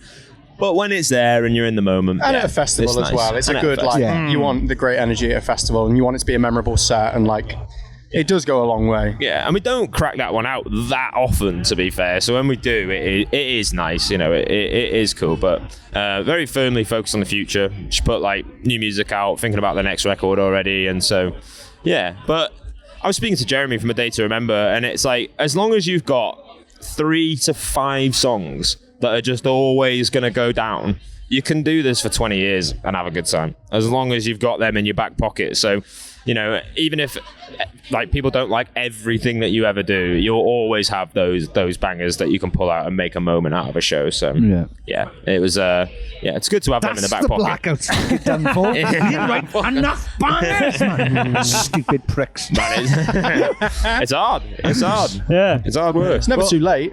Never too late, yeah. No, it is. Sadly, it's very much too late. How was the Yumi tour though? That looked good. Oh yeah, we only did 2 shows, but yeah, it's fantastic. It looks sick though, just nice to be there. Because like when the Blackout came back, we originally said, right, we're never going to support anyone, just do our own shows and leave it at that. So we did Slam Dunk last year. Josh sang with us, and then he came back into our dressing room and he was like, boys, would you play our final shows next year? And Bob, who's the most miserable one in the Blackout, he went, yes, we will. And I went, fuck you. He's got opinions. Let's go. Yes. He's got ideas. Oh, no, he's got opinions. He's got opinions. Oh, that's the point, too many. Yeah, he's the one who's like, we're not ever going to fucking play with anybody else. Fuck this shit. And then all of a sudden he was just like, yeah, we'll do it. And I was like, fucking right, he's in, I'm in. Well, I'm obviously in because I'll play fucking anywhere at any point now. But no, they were good, and he was looks sick, man. Did Bob enjoy the shows? He did, yeah. He did. Wow. He's very happy. Good for Greg. He's very happy. Yeah, I was surprised as well that he enjoyed them. But he was surprised. They were. I was surprised. He was surprised. Yeah, they were good. They were good and lovely boys, and wish them the best, and can't wait to see what they do next. And looked like a good send off. Yeah, they did all right. So, good on you. Few in. Yeah. Sold a couple of tickets on our farewell tour. Fucking hell. Few. Yeah, Jesus Christ. Maybe that's what we need to do to sell an arena. Let's do it. Let's farewell for a year. Do the next record, just call it The Last Record. Yeah. And people are like, oh no, I better go and see them. And then you just go, ha ha. The next record after that wasn't the last record. Yeah. There you go, and just keep doing that. The next, then we call it the next record. The first record of the rest of our careers. Oh. It's like the 100% beef analogy at McDonald's, isn't it? The company that they get the burgers from is called 100% beef. We're not technically lying, you know. Wow. It's just the last one for now. Yeah, so when they say it's 100% beef in the burgers, it might not be 100% beef, but the company's called 100% beef. Wow. So, welcome to InfoWars. Yeah. My hat is made of tin. Yeah. But speaking of new music, though, obviously you guys have just put out a new track, and it does seem that this is like the start of a new era again for the band. What has kind of been happening behind the scenes? Has it just been a lot of writing, or is it just kind of a one-off at the moment? Bits and bobs, yeah. Been a little bit of writing, but I think in July we've got like a big... sorry, I'm just vaping my head off. In July we've got like a big chunk of time that we can like start to really think about it in earnest. We've always got a few in the back pocket, but I think it would be good to go in July and just start fresh and just... just pick up guitars and see what happens. So yeah, that'll be back at home in Wales in Breton, lovely Breton, which is just over the border, and then hopefully I don't know if we could say I guess we could say we're doing the record with. Can we? No.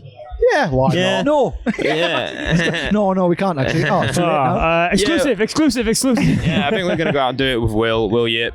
Oh, cool. He did the single that we just put out, and so go out to Philly and then hopefully make the best record that we can. Nice. Make. Yeah. So good to work with.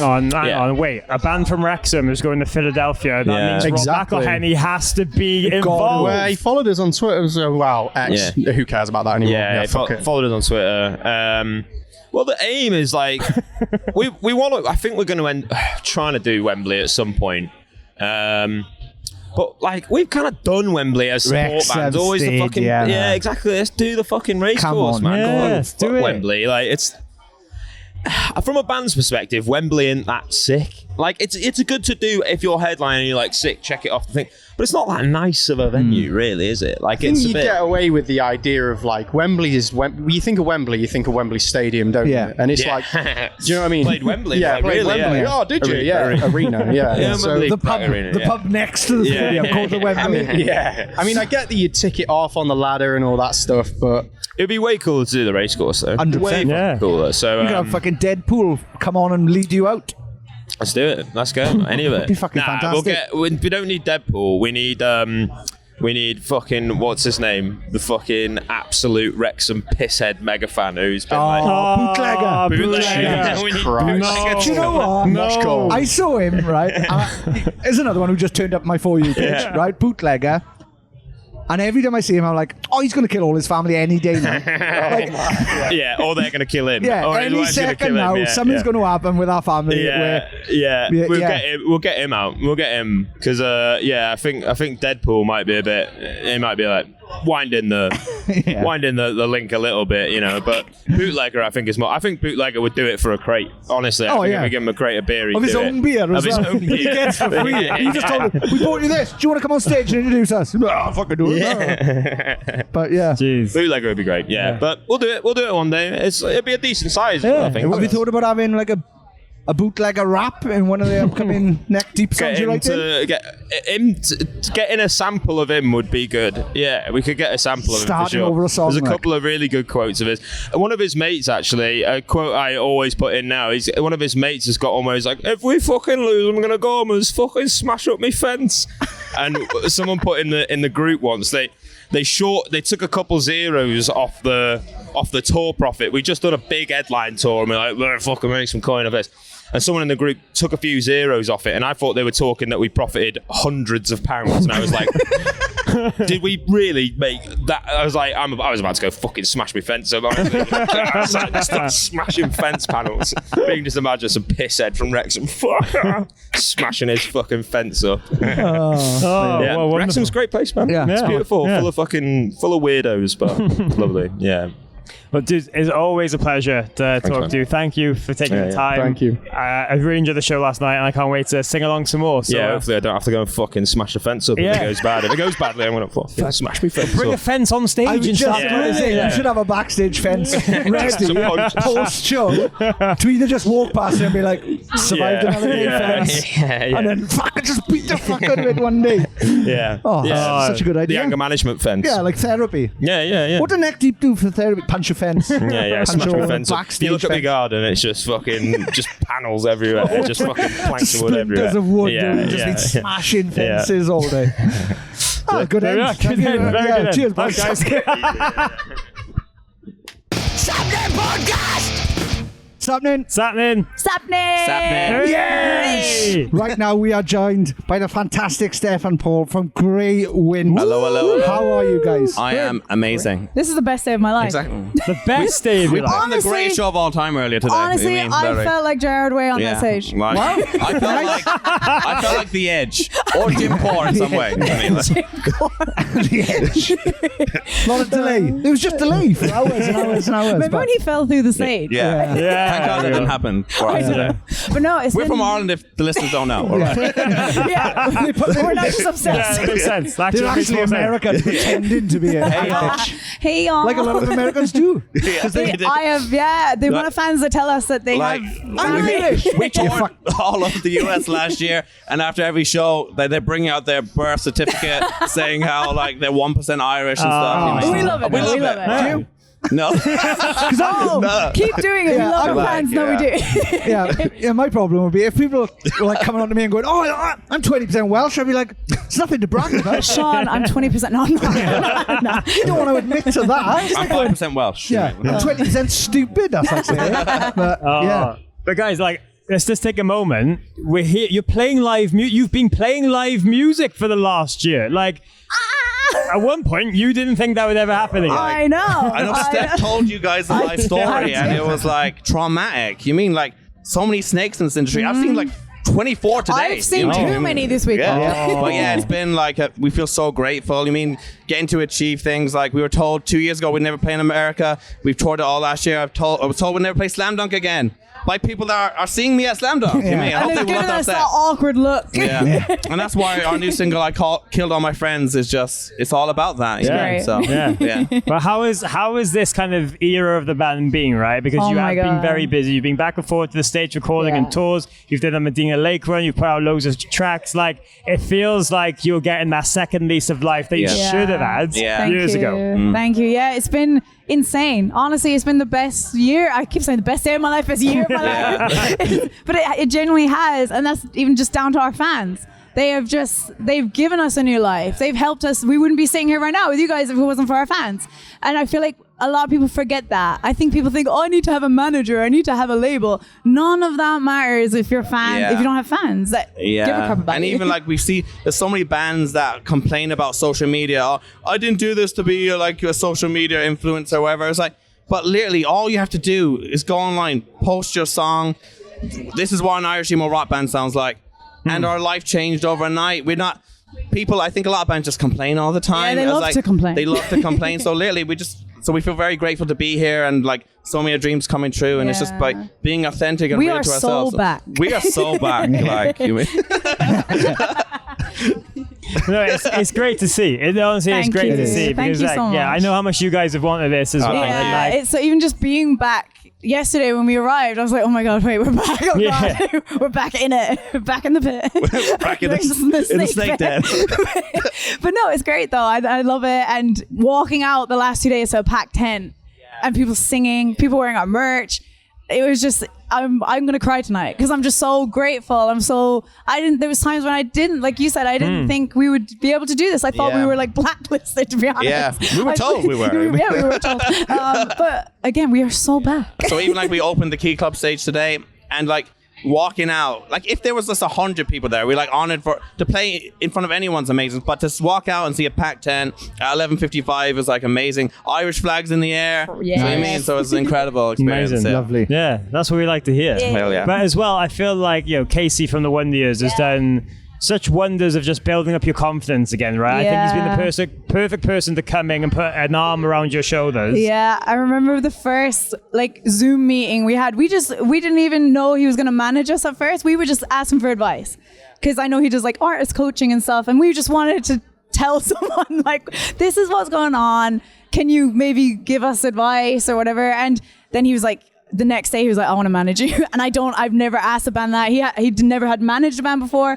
And I feel like him being in such a Iconic such an iconic and hard-working respected band. and they've worked so hard over the past 20 years. One of his quotes is like, "You guys refuse to die," and that's why I want to work. Yeah, so we feel very grateful to work with the best manager in the world and the most iconic bands in the world. So in the scene, but it's like having someone who gets it and gets our music. And I feel like you said, he has built our confidence so much because there was times when me and Paul would be so excited about artwork and music videos and they think we're crazy. They're like, what? I remember we had a manager once where we're so excited. It was we had a meeting. It's Monday. The song's out on Friday. And he's like, hey guys, just so you know, if it doesn't get on a Spotify editorial on Friday, your career's over. And I was like, what? We didn't get it. It didn't. We did it. It's over. So yeah, it's kind of crazy. Like we just all about the music, and like we don't like. I've been told like this song shouldn't be a single because it's too dark for radio, and we released it as a lead single because we don't care.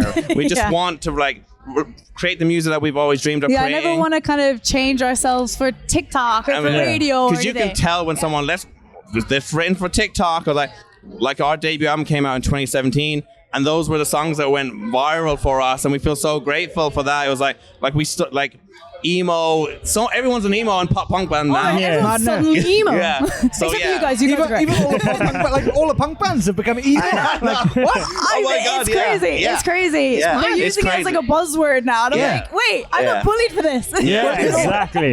Basically, emo today was back in my day, which was a Wednesday. We were goths. Exactly. Yeah. I know emo's like. Oh, you smelly goth. You green goth. Yeah, we were bullied for like. I remember playing Fall Out Boy in school. Yeah. Exactly. I got called a skater boarder once. They did. Yeah, I was like, you got it wrong. You're the embarrassment here. Yeah. But yeah, everyone's just emos now. Nothing more than best friends. Exactly. What would you say is one of the biggest like pinch me moments that's happened lately in this kind of new era? Oh, I think getting to the US for the first time, I think is every band's like dream, and like there's even way bigger bands than us that have never even got to the US, and we're lucky to say that our main fan base is in the US now. So, but yeah, getting to play Chain Reaction in Anaheim, California, such an iconic venue, and we walk out and it's packed. And everyone's singing every word, and we're like... And we were opening. It was like a headline show. It was crazy. And knowing I get to have In-N-Out Burger after this as well, it was just like a dream. So, yeah. Nice. Yeah. No, it's not... Guys, I'm just really happy for you. Yeah. Thank you so much. Just very happy. Thank you for always being a supporter of our music. You've been there the whole time. I You were would like one of our first download ever back in interviews, like... Yeah. So it means the world to us. So thank you. Well, we found out about you from the lovely Jason Perry, who didn't shut up about you for ages. Oh, did the first album, yeah? Oh, man! You were checking his friend, you fucking ass! Sonic Ranch, El Paso. Did you have Yeah. But yeah, it's been like... Did you meet Tony? Did you meet Tony the owner? Oh my God. Is Kill Bill based off that man? Someone said a rumor. Someone said Bill from Kill Bill is based off of he him. took us into the desert to shoot guns. Yeah, we did all that. Charles. When he talked about Charles. Charles, he made us nachos and quesadillas. I had my first ever quesadilla from Charles. He changed my life. We went out for a meal one day with Charles and other people from the studio, and we went to this... it was like a steakhouse that was on a ranch. Did you go? I think we did that. Right? Yeah, we And there's did like that. an alpaca thing. Yeah, and There's like a maze You as basically well. looking at the steaks wandering around. we did that. When we went there was a guy there, and I looked over and I was like, that guy's just got 2 hooks for hands, right? And I was like, look at that guy's hands. And Charles looked over and he went, in El Paso, there's a guy, a renowned guy, he's famous in El Paso, called JJ Arms. Oh, right? He's got 2 hooks for hands. Oh my God. And he used to be, or might still be, a private detective. Oh my! I'm cutting my hands off tonight and getting some hooks. He's a James Bond baddie. Oh That's my good. God! Imagine you just like, you know you're being stalked by that man if like, Hook's following you like. Yeah. Oh, you just hear the clicking. JJ's at the door. JJ's at the door. Ding, ding, ding. Oh my God. But yeah, have a look at JJ Arms later on. Have a Google. Like, don't be And then- suspicious. Yeah. 2 hooks. When you met Tony from Sonic Ranch, was he dressed as 5 different people? Oh yeah. Because when we met him, he had a hat with a little propeller on, a suit jacket, a vest for the beach, shorts, business shoes. That and we were man. like, pick one of And them. his hair, he has a bright blonde, And that was like white our hair. first like recording our debut album. Was like, is every studio I like was this? like, Like, is there like- Tony in every studio? Yeah. There's We- not. he turned up with 15 guns. He put them on the floor, and I went, "Oh, is this everything?" And he was like, "Oh, that's not a quarter of my arsenal." And I was like, Tony's definitely killed people. Yeah, Oh, 100%. Yeah. I was like, Tony, you've only got 2 hands. You can't fire more than 2 of those guns at once. Yeah. Oh my God. You Yeah, mean crazy. But Tony, if you're listening, we love you. Yeah, we love you, Tony. Crazy man. Crazy man. What's next for Greywind? What's in the pipeline? So I don't know when this airs. Friday. Next Friday. Okay. In around 2.5 weeks after this airs, we'll be announcing something that Grey Wind fans have been asking for a long, long time, and it's been worth the wait, and it's going to be something insanely special. Yes. So that's all I can say. So keep an eye on our Instagram Yeah. at Grey Wind Band. And follow our Paul Grayman. And at Seth Grey. I'm trying to work it out now. So it's either a collaboration with Gerard Way, No, I wouldn't be able to keep that a secret. or Thomas DeLong. You've Oh had him my in a, you've had him in We a video. talked about 2 days. We're like, if you could, we're saying Yeah. when we headline Reading and Leeds, we'll bring out Tom DeLonge. We decided. We decided. Tom, We it's time. It's time. Comes down in a UFO, drops out. Oh, he'll agree because we'll tell him we'll have a UFO on stage. Yeah, exactly. I captured an alien, Tom. Yeah. There's a sighting on our stage. Look at 9 o'clock. Come on. You have to be there. Yeah. Bring in ears. Yeah. Oh my god. You won't need a partner. Yeah. Speak your own in news. Guys, honestly, thank you for taking the time. It's Thank always a you. pleasure to see you. I'm Perfect. so glad that you're just Thank happy and you. enjoying Oh, everything. thank you so And, much. yeah, next UK tour, let's do something again. Yes. Yeah, let's do Definitely. Fulham and yeah. So- Definitely. Thank you so much for having us. guys. Appreciate it. Thank No you. worries. Thank you. Yes!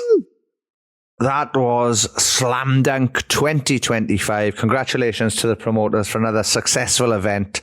Thank you very much to all of the bands who gave us their time and all of their PR companies for squeezing us in. As you heard there, we had a fucking absolute blast. And we love all of those bands dearly. So thank you very much for giving us your time. And thanks again to the Used for letting me do a song with them. That was very, very kind of them. Literally, dreams come true again. There's a lovely, there's in the footage and photos people are taking a view, people have realized that they can see me on the side. Like, I'm on my knees taking photos and trying to film, and people have just quoted it to me saying I look like the really proud mum on Mean Girls, which, if you know me, is probably a really good comparison. Yeah.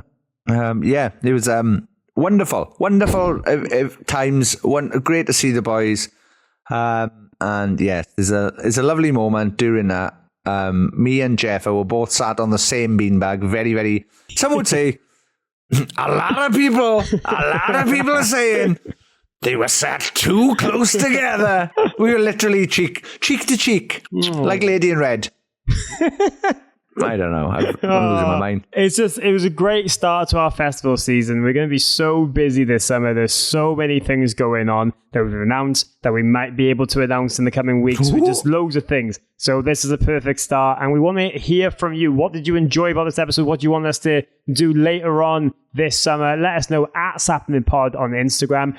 In between these recordings, we also made one of them TikTok style reel videos where we get a load of artists to see if they can actually slam dunk a basketball. So please follow us, because there's a lot of effort's gone into that, and it is funny. So there's that to look out for as well. And we should say congratulations to Slam Dunk, because next year is their 20th anniversary. Oh, who played the first one? You made 6, wasn't it? Fall Out Boy. Fuckers. No, I just meant because it's very unlikely they'll. You never know. Never know. You never know. I'd love it if it. Come on, Fall Out Boy, do next year's. I didn't mean to call you fuckers. No. I just meant it looked unlikely. But I've got no insight on this, honestly. But do you know who I think would be perfect to headline? Who? Avril Lavigne. Oh, be a good then. Would be a good then. Anyway, yes. I was just looking into the distance off camera then as well, just like, who else can? Yeah, but that would be fantastic. But yeah, I also want to say before we go, a special thank you to the lovely people at Rock Sound Magazine. Oh yes, lifesavers. Here's an insight at all these festivals. Us and Rock Sound are normally around the same area. Like normally we are given booths next to each other. And we get on with James and Mark and Jack so well there, and Corinne. It's like a little festival family, so it's nice to see them and stuff again. There's some kind of travel things went wrong during the weekend, and Rock Sound were able to fix that. So we just wanted to give them a massive shout out and love on our part. Yes, thank you very much for saving our lives. I worked out. I ended up doing the best part of 17 hours driving in 2.5 days. Oh.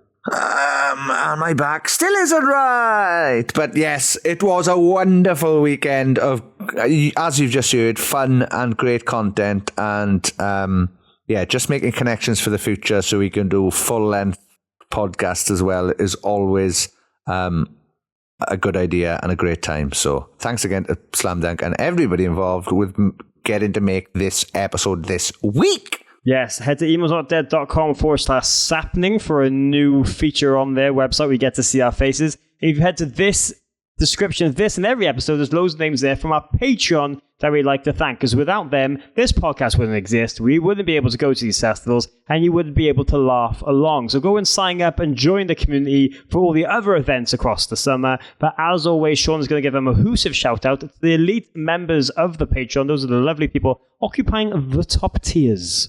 Yes, thank you very much. Kylie Wheeler, Paul Hirschfield, Tony Michael, Scarlett Charlton, Nathan Croshaw, Mitch Perry, Dilly Grimwood, Johanna, Molly Malloy and James Bowerbank, Jonathan Gutierrez, Amy Louise, Kat Besant, Ian Gent, Amy Hogg, Chris Howard, Jenny Robinson, Amy Dawson, Scott Jones, Mayumi, Stuart McNaught, Ellen Southfield, John and Emma, Jennifer Dean, Caroline Robinson, Span, Jenny Munster, Craig Harris, Louis Cook, Carl Pendlebury, James McNaught, Jason Heredia, Danny Eaton, Martina McManus, Thomas O'Neill, Ollie Amesbury, Emily Perry, Dan Peregrine, Adam King of the Ghost Parslow, Kalila Keane, Josh, my wife asked for something with diamonds in it for her birthday, so I bought her a pack of playing cards crisp.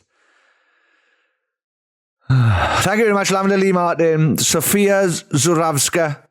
I hope that's right. Please get in touch with me and let me know if I'm saying that right. Laura Russell, Fraser Cummins, Kyle King of the Sloth Smith, and last but no means least, Connor Lewins and family. Also, I'd like to give a shout out to Patreon members John and Emma as well, because they put us up in Leeds, which was amazing, and we love them very, very much. Check out her Twitch channel /Southern Tyke. I think it's Southern Tyke UK, but Southern Tyke, she does gameplay Twitch, and she's very funny, and she's a beautiful human. Please check that out. Thank you. Oh, lovely weekend, lovely people, lovely times. Thank you for listening. We'll be back next week and every Friday, hopefully. Forever. We're actually working on an AI bot to learn our voices, just so we can put these out without putting any effort in. Oh no, what's that? That was a joke. Yes, before we get cancelled, a joke, Sean. It was definitely a joke. It was a joke. Of course it was. How could you You replace wouldn't me? catch me doing an Ice Nine kills. Uh-oh. Sappenin. On us now, where this is live and not AI. Why have I turned into a Dalek? Anyway, thank you guys. Sappenin! Fucking hell, I had a robot stroke.